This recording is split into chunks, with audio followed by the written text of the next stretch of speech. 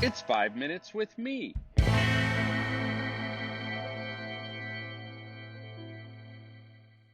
Hey ho, welcome to 5 Minutes with Marko.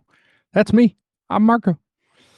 So, over the last 2 weeks episodes, I was a little more practical and we looked at different sorts of questions that, when varied and mixed, lead to great discussions. And then we looked at some pragmatic paradoxes of working with middle schoolers.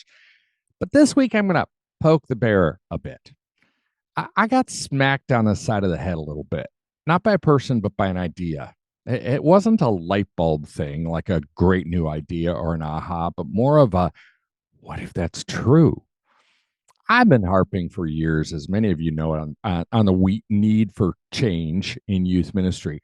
I think we're using 1980s approaches, values, mindsets, and methods to try to connect with teenagers in the 21st century.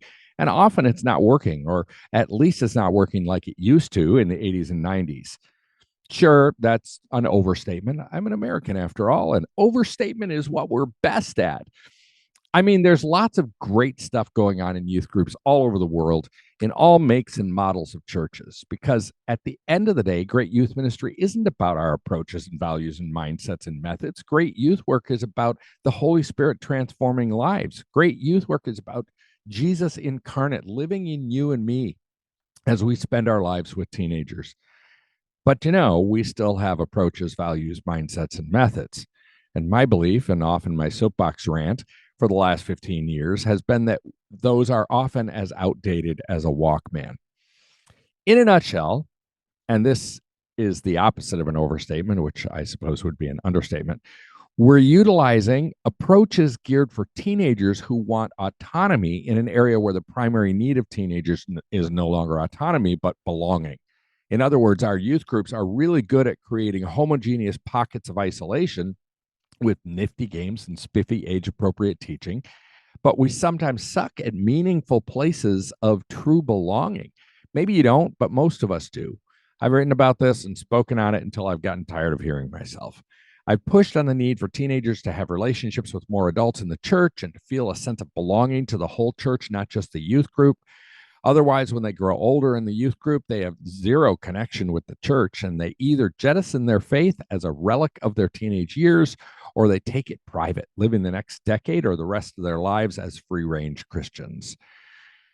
I pushed on the need for young people to be given the opportunity to be apprentice adults in the world of actual adults. Most of the on-ramps to adulthood have been removed for young adults today, and so many are stuck in a perpetual extended adolescence. The only adults they ever have contact with are those who are paid to be with them or those who come into the world of teenagers and young adults. I've pushed on the need for teenagers to be given meaningful responsibility and expectation, both in the church, the community, and the home.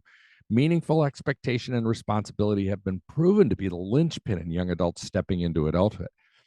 And in our culture that increasingly infantilizes teenagers and young adults, treating them like broken or incompetent children, we all too often remove meaningful responsibility and expectation. I've been pushing, not that I have all the future worked out in my little crystal ball, far from it. I think we need a few decades of risky and willing youth workers who will experiment and fail and put their salaries on the altar if we're going to move forward. But some time ago, a friend said to me, we need to move into a post youth ministry era.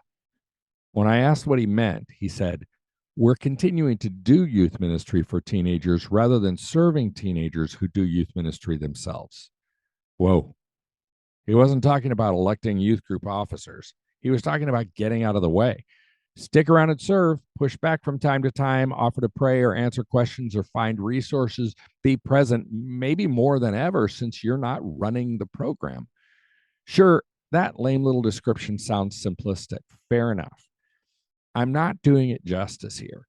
But here's why it felt like a smack on the side of the head. What if the sum total of my rants about needed change in youth ministry are merely suggesting that we replace 80s programs with 2022 or 3 programs? What if what's needed is something substantially more smelling of revolution? What if what's needed is something substantially more smelling of Jesus rather than us? The Youth Cartel Podcast Network.